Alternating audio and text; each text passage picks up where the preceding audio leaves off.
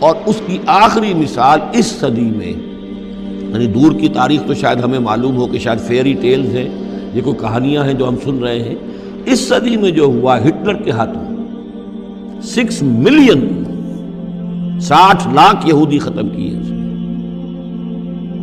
پورا مشرقی یورپ کا یہودی جو ہے کھینچ کر وہاں سے پکڑ کر جہاں تک ہٹلر کی حکومت بنی تھی، جہاں تک اس کے جو گئے تھے فتوحات کا دائرہ، وہاں سے یہودیوں کو کھینچ کر کنسنٹریشن کیمپس میں لایا گیا۔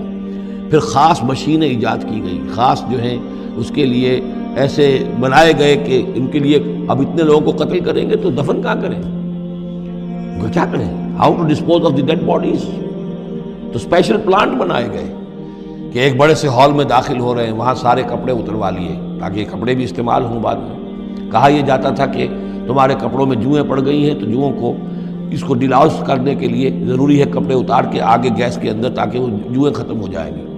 پھر ان کے بال اتروا لیتے تھے، عورتوں کے بال بھی شیو کر لیے، مردوں کے بھی، ان بالوں سے قالین بنائے انہوں نے جو نازیوں نے اپنے دفتروں میں بچھائے،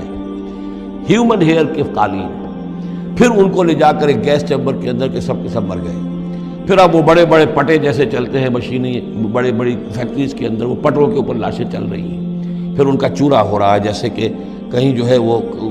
گھاس کاٹا جا رہا ہو یا کوئی اور چارہ جو ہے وہ کترا جا رہا ہو۔ پھر کسی خاص قسم کے کیمیکلز کے اندر ان کو تحلیل کیا کہ آخر میں کیا نکل رہا ہے، نہ کسی گوشت کا پتہ، نہ خون کا پتہ، نہ ہڈی کا پتہ، کسی شے کا پتہ نہیں، ایک بدبودار سیاہ رنگ کا مائع باہر نکل رہا ہے، اور اسے وہ لے گئے اپنے کھیتوں میں اور اسے بنا لیا کھاد۔ یہ کام اس صدی میں ہوا ہے، ہولوکاسٹ۔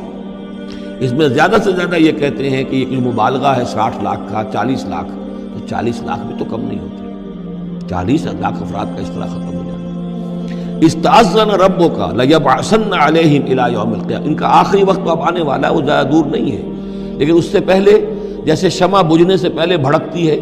لہذا وہ ایک بھڑک ہے اس کی کہ جو یہودیوں کی ہے، اسرائیل ہے، ان کی طاقت ہے، ان کی قوت ہے،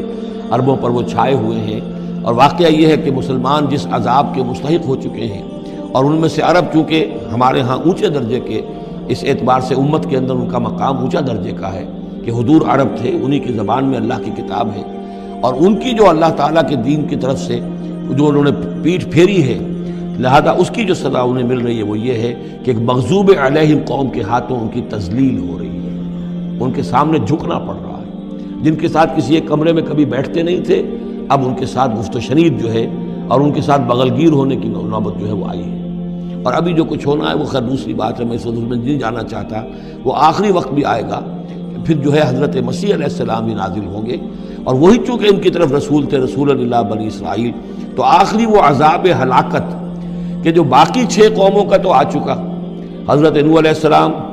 حضرت نوح کے سامنے بیٹا جو ہے وہ غرق ہوا کہ نہیں ہوا، حضرت ہود، حضرت صالح، ان سب کے سامنے جو ہے ان کی قومیں ہلاک ہوئیں، تو اب حضرت مسیح کو اٹھا لیا گیا تھا، وہی آئیں گے